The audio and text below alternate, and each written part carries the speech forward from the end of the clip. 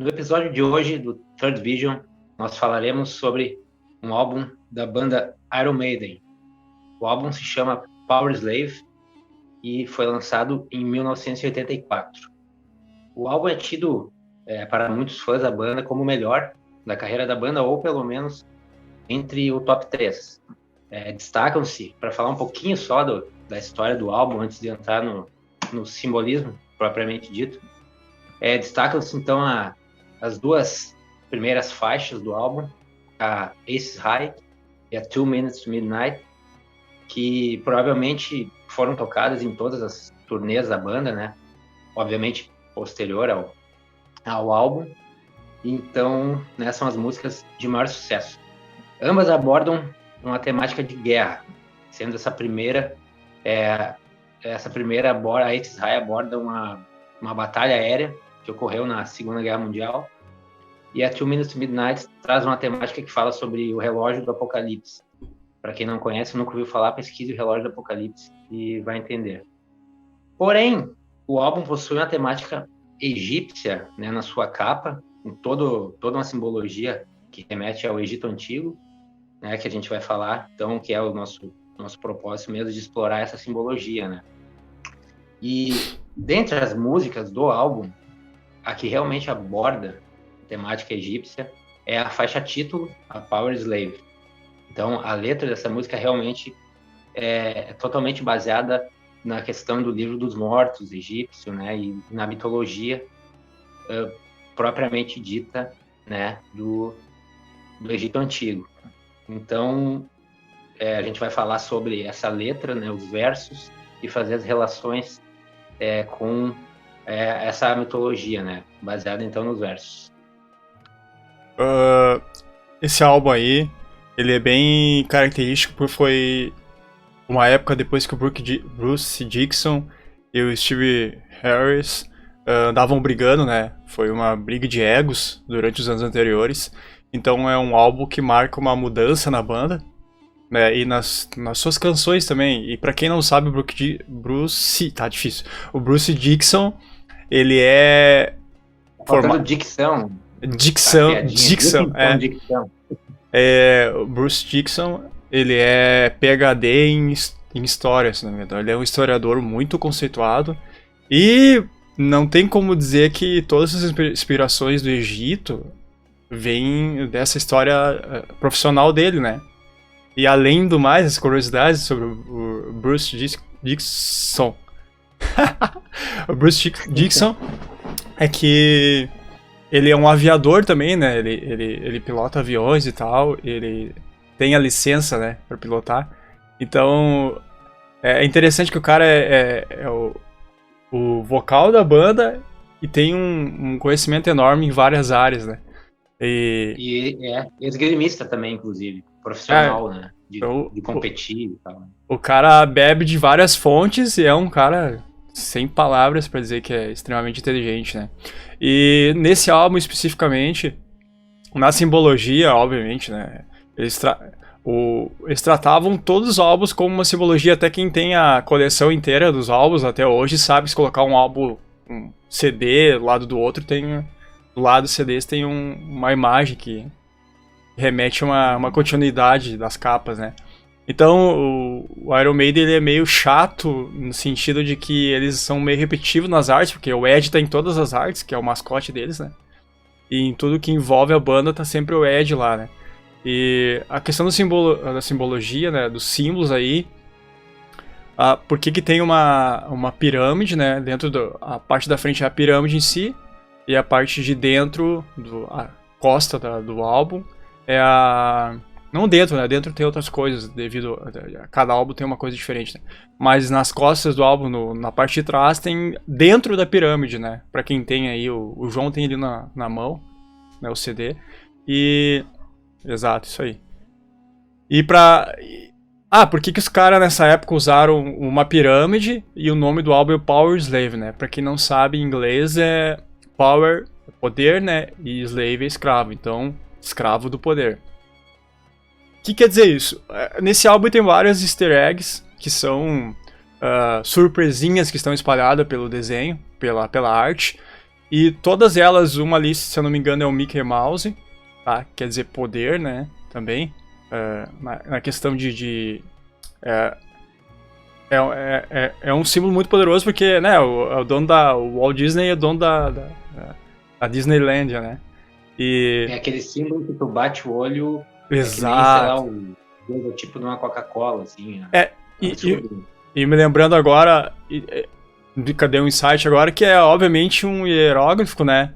Botou perfeitamente no lugar certo, né? Foi genial essa ideia, porque o hierógrafo, tu olha pro símbolo, na época dos egípcios, como se comunicavam de uma forma mais rápida, como os emojis de hoje em dia, né? É a mesma coisa, né? É a mesma ideia, é a mesma coisa, tem o mesmo significado. Não é diferente, não, pessoal, é a mesma coisa.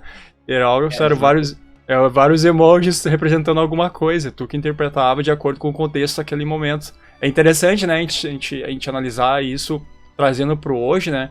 Dentro uma história de um álbum que ele é bem resumido, né, João? Vamos resumir, dizer que ele conta a história o álbum em si, a capa, o cover do álbum conta a história entre o poder da vida e o poder da morte, né?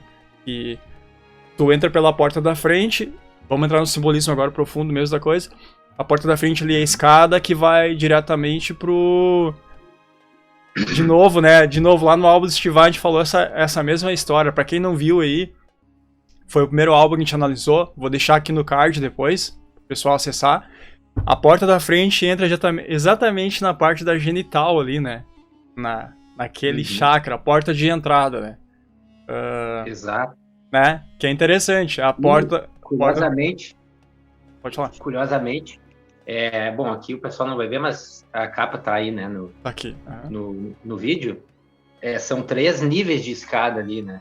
Exato. Bom, então temos aí observado. Um número que a gente falou bastante no último, no quadro do Pink Floyd, que está representado na capa pelo triângulo. E nessa capa esse número também, obviamente, pela pirâmide ali, que já é um triângulo, mas também nesses níveis da escadaria. Mas segue aí, Michael. Só para não deixar passar. Foi bom, foi bem lembrado. São 3 níveis, se a gente vamos fazer uma analogia com a escada de Jacó, né? São os 3 níveis ali pra gente subir a escada de Jacó, pra quem sabe um pouco mais dessa parte do ocultismo aí, né? E tudo tem graus, né? Tudo tem um degrau de sabedoria. E nesse álbum representa muito isso, né? Que tu tá no primeiro degrau, no lance de primeiro, é uma subida, né? Pra ir pra um patamar. Tu não alcança, tu tem que ir até aquele patamar. Só que o álbum em si diz Power Slave, né? É até meio antagônico, talvez, né? Porque quem entra pela escada tá procurando poder, mas o poder da inteligência, da sabedoria, que seja, algum tipo de poder. E esse álbum envolve muita parte conta muito parte de guerras, né? De grandes corporações querendo poder. Os Estados Unidos mesmo, nesse álbum fala, né? Dos aviadores e tal. E procurando poder e querendo subjugar todos os outros povos. Então é um álbum antagônico com o momento, né?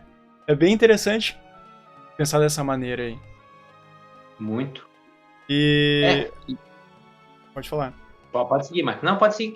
Tá. E pra quem tem o álbum aí, ou tá com ele na mão, ou olha aqui na tela aqui do vídeo, tá? Não tá em alta definição, mas dá pra enxergar. No back cover, na parte de trás, a gente vai enxergar depois a gente volta lá pra analisar a parte da frente. A gente já consegue notar que essa parte é a parte de dentro da pirâmide ali, né? Que tem os desenhos na parede. O desenho da esquerda embaixo, interessante, no lance de escada ali, tem a morte com uma foice, vamos dizer assim.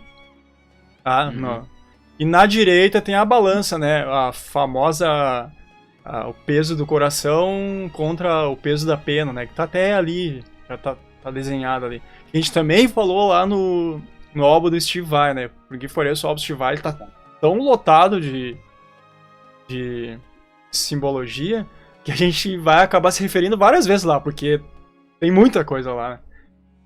Não, e o legal disso, assim, só o nosso bom e velho adendo aí, na verdade nem chega a ser um adendo, é para ver que a simbologia ela é a mesma. Exato. E ela às vezes ela aparece com um símbolo um pouco diferente ou em outro contexto, mas no fundo ela carrega a mesma ideia, né? A mesma ideia, exato. Bem lembrado. Um símbolo é um resumo de todas as coisas, né? Daquele momento, ele traz uma carga em si. Então, a gente analisando a parte de trás aqui, a gente vê o sarcófago aqui, a clássica... Pode dizer que tem a múmia ali dentro, no caso é a cara do Ed ali no sarcófago, né?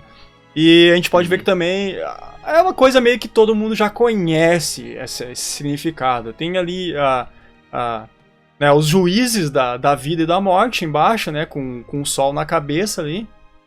Tá? Tem a velha história de sempre, que entra pela porta né, e sai. Se vai sair ou não sei. Depende do peso do coração. E o interessante é que atrás do back cover aqui, eu não sei se aí no CD tem, mas aqui tem o desenho do Anubis, né? Na ponta do sarcófago, eu não sei se no back cover aí tem. Tem isso. Tem? Tá, então é igual. Ah, tá, igual, tá, beleza. Quem é o Anubis, né, João? Explica pra nós aí quem é o Anubis. Então, eu acho que seria legal para eu explicar o Anubis, eu já entrar na música Power Slave, Boa. Que logo no início ela já introduz ele, né? Então, vou fazer uma pequena análise dos versos da Power Slave. Então, no início da música, a gente já tem ali uns sons de... Porque o Anubis, ele é um deus com uma cabeça de coiote, né? Exato. Ele tem... Então, na própria gravação, tem uns sons ali que remetem ao coiote, né?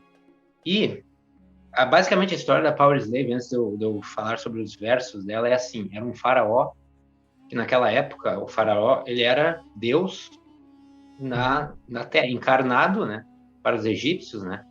Ele era o Deus encarnado. Ou seja, um Deus... É engraçado porque essa música fala da morte de um faraó. Então, um Deus mortal. Exato. Ele não quer aceitar essa morte, ele não quer perder o poder que ele tem na Terra, física, no mundo físico. Ou seja, por isso que ele é um escravo do poder. Então, analisando os versos, então a gente tem no início da música, isso como se ele falando: no abismo eu cairei, e o olho de Horus, né, entre os olhos da noite, me observando.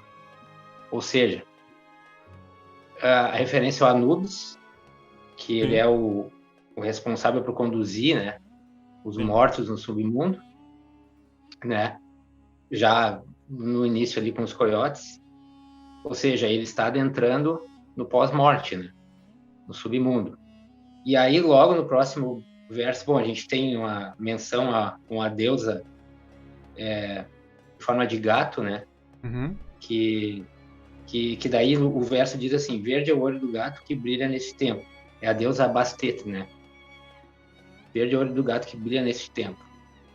Entra Osíris, o ressuscitado 2 vezes. Então isso aqui já é uma referência ao julgamento. Exato. Né? Ao julgamento de Osíris, que é o que o Michael mencionou do pesar ali do coração e da pena. Então aqui está se iniciando propriamente o julgamento. Ele já foi conduzido e agora ele será julgado.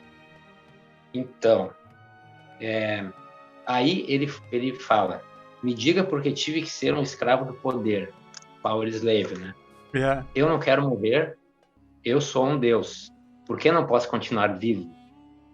Então ele está questionando no momento do julgamento. Ele não quer aceitar que ele morreu.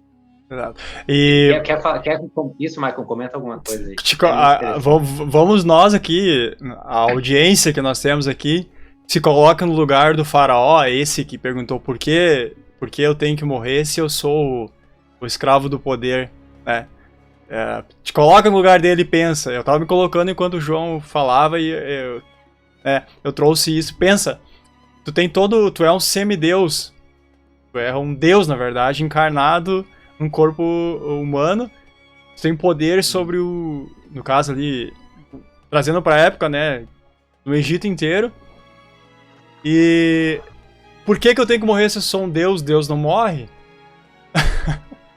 Entende? Agora vocês vão me tirar. Eu estou representando vocês aqui, ou a Suprema Divindade, né? O Ra, enfim. Sim. E por que vocês... Como assim, né? Como assim? Essa é a grande questão aí. Como assim? Eu sou um deus e como assim Deus morre? Não. Me ensinaram nos meus... nas minhas... Né, nos meus rituais de rei, né? Nos meus rituais de religiosos, enfim, todos os rituais que um rei egípcio, um faraó egípcio passava, né? Pra quem estuda o Egito sabe que eles passavam por vários rituais de iniciação pra se tornar reis, né? Não é assim, eu sou um deus, nasci deus, não. Eles tinham que ralar pra caramba pra dizer que eles realmente eram bons, né? Realmente mereciam ser deuses, porque não, se não desse, eles passavam adiante, não era bem assim, né? Não é porque tu nasceu Deus que tu vai ser Deus. Todo mundo pensa que o cara nascia no Egito, já era faraó, era um Deus. Não. Não era assim, não. Se os... sacerdotes, enfim, né? Vamos chamar de sacerdotes. E se eles não te conduzissem bem dentro das iniciações, e se não passasse, sabe, tinha que passar realmente pelas iniciações, né? Passar pela piscina de jacarés, etc. Tu tinha que nadar... passar por ela.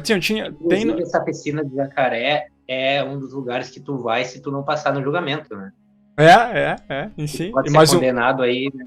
Exato. Um deus não. Um deus, ele é obrigado a passar. Se ele é um deus, ele revive 2 vezes, né? Ele não morre.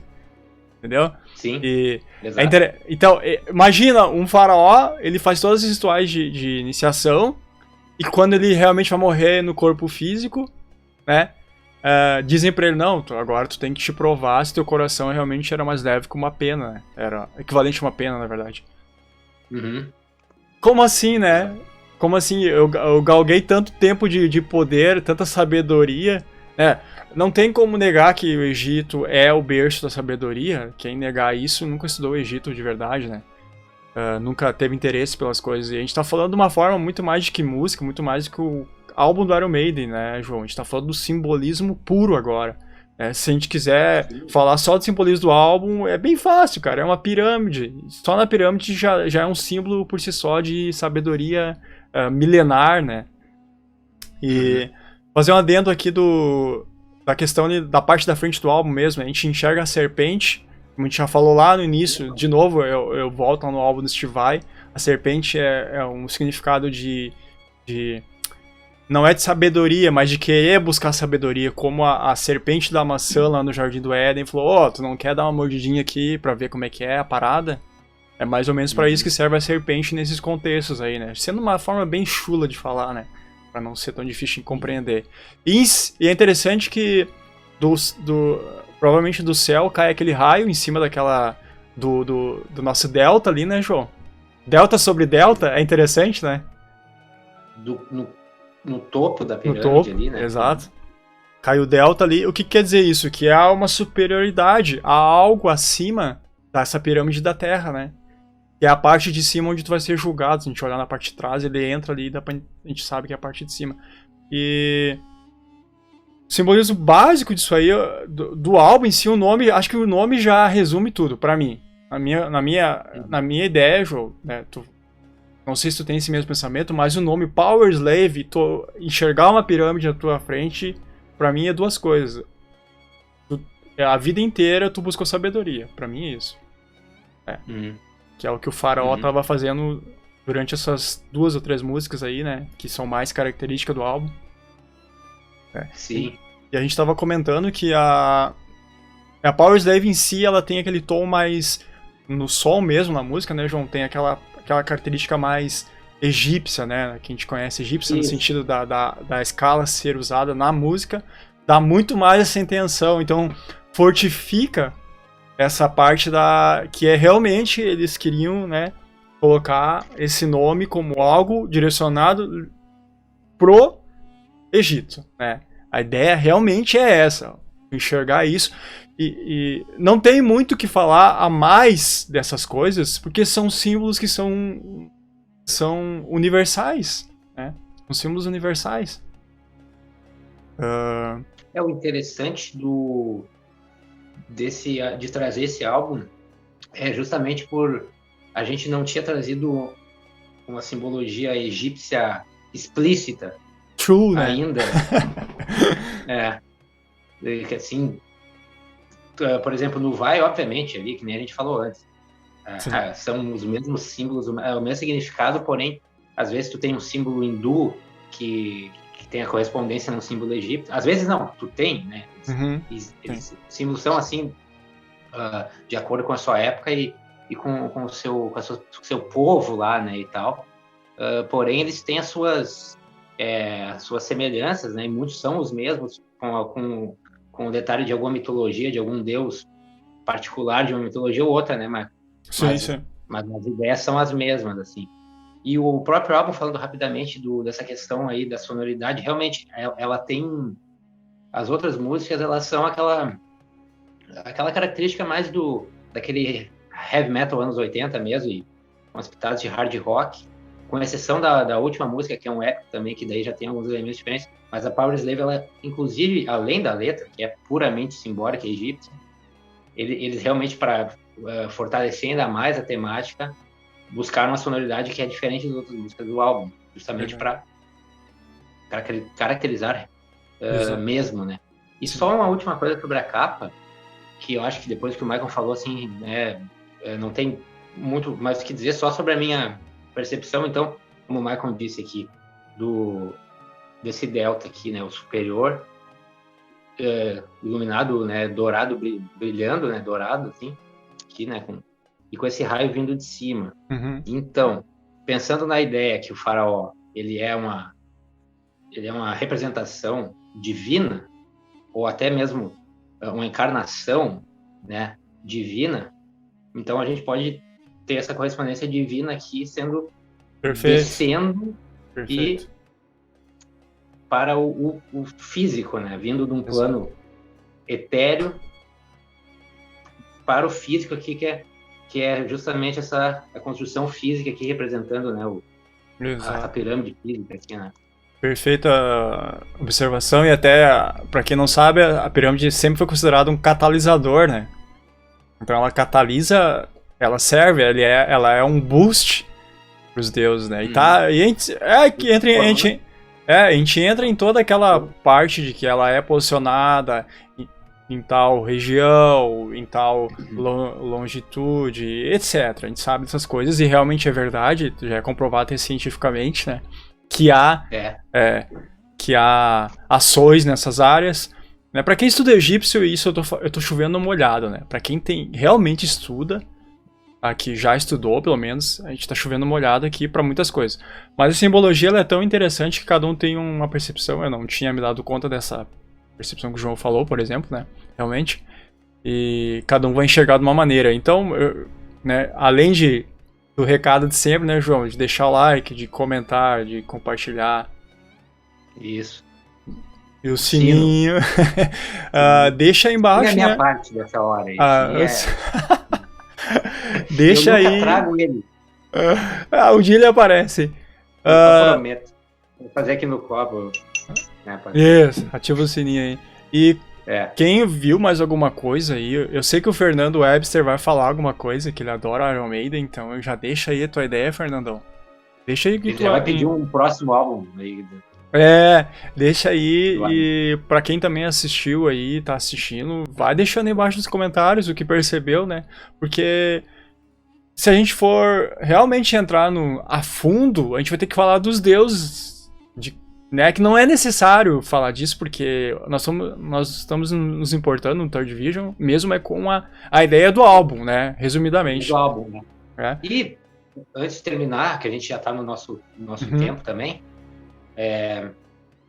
não deixar de falar uma coisa importante sobre o back cover aqui, né? A contracapa, que tem um trecho da letra que fala justamente sobre a questão do sarcófago ali, né?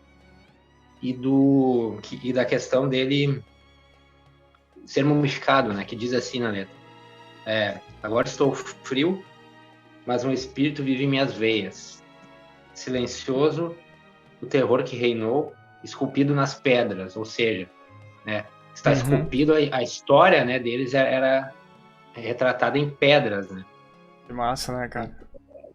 Toda a escrita deles, né, todos esses hieróglifos, até que existe até hoje, né, foram construídos de uma forma que o tempo não apagou e nem vai apagar, né? E para finalizar, uma casca de homem-deus preservada por milhares de anos. O que é isso? Uma múmia, né? Uma múmia. Perfeito. Ele uma múmia no sarcófago. E aí depois ele fala: mas que se abram os portões do meu inferno, pois eu retornarei da tumba. Né? Então, aí fica na cabeça de cada um aí o que ele quis dizer com esse trecho. Esse álbum é genial e essa letra foi escrita pelo Dixon mesmo, né? Essa letra, especificamente, foi ele que escreveu. Então, olha o poder que tem esse álbum. Claro, ele escreveu mais 2 ou 3 desse álbum aí, o resto foi meio que dividido, né? Se não me engano. Mas eu acho que é isso, a gente não tem mais muito o que falar, assim, sobre essa parte de álbum, música, né? Cover música. E fica aí, né, a dica até pra escutar esse álbum, que é um puta de um álbum pra escutar. Tem que escutar esse álbum, é um clássico. É o preferido dele. É um clássico. É um clássico. E provavelmente a gente vai trazer, né, João, outros álbuns do Iron. Com certeza a gente vai trazer mais alguns. Seguramente, certo? Já foi até pedido pra trazer um dos álbuns aí, num dos comentários que a gente andou lendo por aí. E isso. Eu acho que é isso aí, cara. Eu acho que, vamos resumir aqui pra terminar, esse álbum é totalmente ligado ao nome e é ligado à cultura egípcia, cara. Não tem outro significado, não passa disso. Não dá pra inventar muita coisa, né? Realmente não dá pra inventar. Não dá pra inventar. E ele também fala claramente, indo para um sentido filosófico da coisa, sobre esse poder terrestre. Sim. Às vezes tu buscar o conhecimento justamente para obter poder aqui. E aí tu vai ser julgado depois, se essas foram as tuas intenções mesmo. Tu não vai estar muito bem no julgamento, não, né? É aquele lance que a gente falou, te coloca no lugar dele, pode colocar qualquer coisa, na verdade, coloca uma nação, coloca um país muito poderoso no lugar. Ele vai ser julgado em algum momento, né? Usa metaforicamente. Eu acho que isso aí é a grande lição desse álbum, na verdade, que o Dixon quis passar, por ser um cara extremamente estudioso, né, dessa história. Mas eu acho que é isso. Eu acho que a gente pode encerrar por aqui e é isso aí, pessoal. Eu deixo o meu agradecimento para todos aí que vão assistir, né? E quem já assistiu, deixa aí no comentário e aquela recadinho de sempre. Isso aí, valeu e até o próximo episódio.